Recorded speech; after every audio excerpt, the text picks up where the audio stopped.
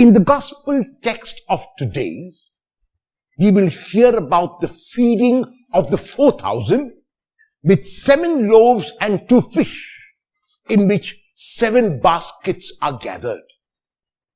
It is found only in Matthew and in Mark, and is generally regarded as a Gentile feeding, as a feeding for humanity. Even though it is less abundant than the earlier feeding, where 5,000 are fed with only 5 loaves and 2 fish and 12 baskets are gathered, this one, nevertheless, is a feeding miracle. The scene is that the people have been with Jesus, that the people have been hanging on the words of Jesus, and now Jesus realizes that he needs not only to give them theory, he needs to be practical with the people. And so he tells his disciples that they have to make arrangements to feed the people. And the disciples are surprised, because they do not know where they are going to get so many provisions from to feed this 4,000 crowd. But Jesus is aware of what is going to happen.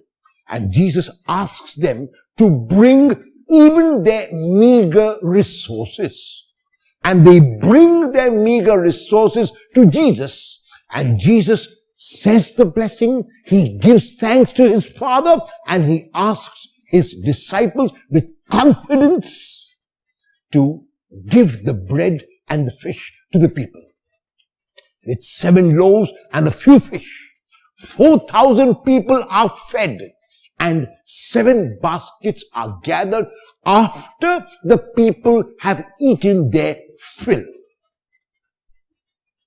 There are a number of interpretations to this miracle. One interpretation is that this miracle really took place and that Jesus was able to do it because Jesus was God. Another interpretation is that Jesus took his resources and began to share them with others. Others, seeing him sharing, were also motivated to share, and so everyone shared, and there was enough and more. A third interpretation is that the numbers are exaggerated with regard to the number of people that may have been there. They may have been around 400 people, and they may have been about 40 or so loaves, and so the people were able to share even if they were not able to eat their fill. No matter how we might interpret the miracle, there are 3 points which the miracle makes to us. And the first is this, that the concern of Jesus was a practical concern.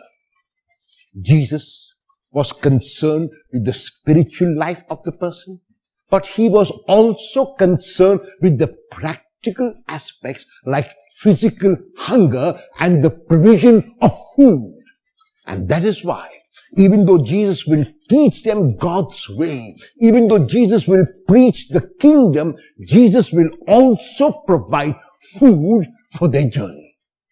The second point is that Jesus had faith even before the 4,000 could be fed. He never doubted for a moment that it was possible. He had confidence both in himself and faith in God. And because of his faith in God, what he believed happened. He believed before it happened, and it did. And the third point is that we must take to the Lord our meager resources. If we are generous with the Lord, with whatever we have, even though we think they are meager, the Lord can transform it.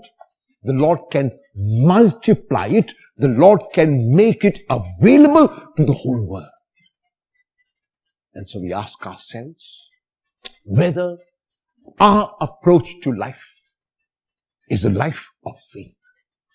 Whether we believe like Jesus did, whether we have confidence in ourselves that we are able to accomplish, and faith in God that God will accomplish through us.